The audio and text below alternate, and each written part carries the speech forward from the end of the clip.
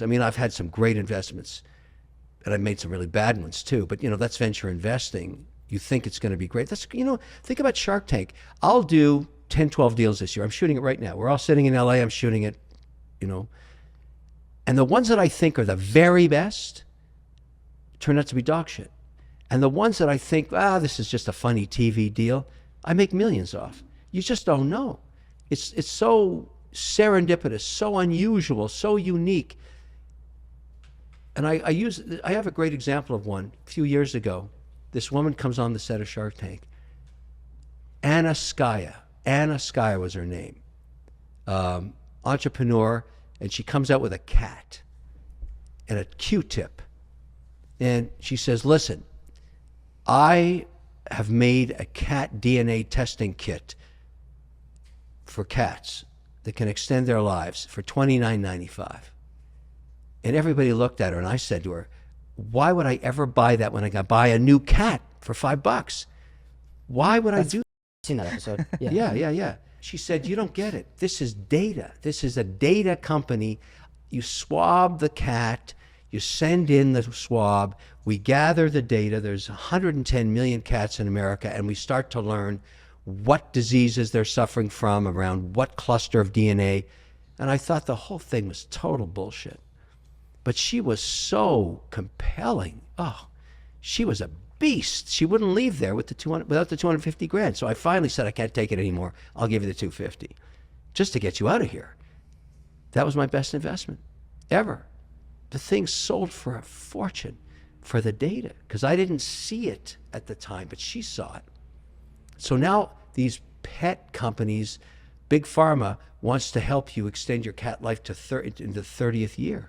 You can do that with a cat if you give them the right food because they die of abscessed teeth and brain hemorrhaging and all this crap from feeding them shitty food.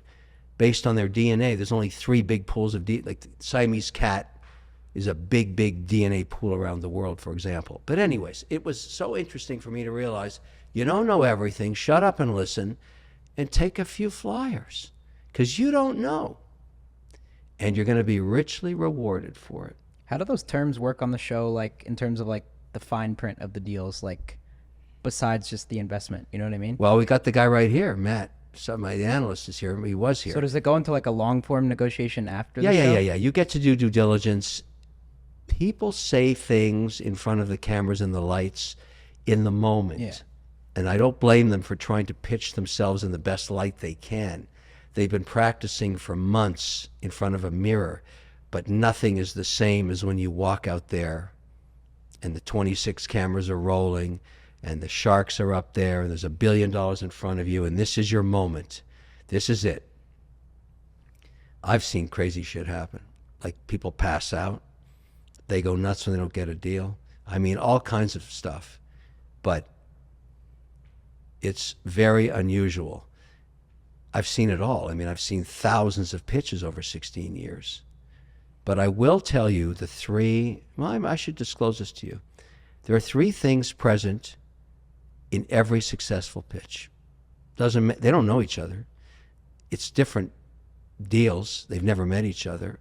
They don't know this. But if you look at 16 years of pitches on the ones that actually got funded, they all have 3 attributes. The same 3 attributes. Number 1, they were able to articulate the opportunity in 90 seconds or less. They were able to explain the idea in sometimes 20 seconds. They understood that it was important to just light the room up with an idea. And if you can't explain it in 90 seconds or less, you're lost. You're lost.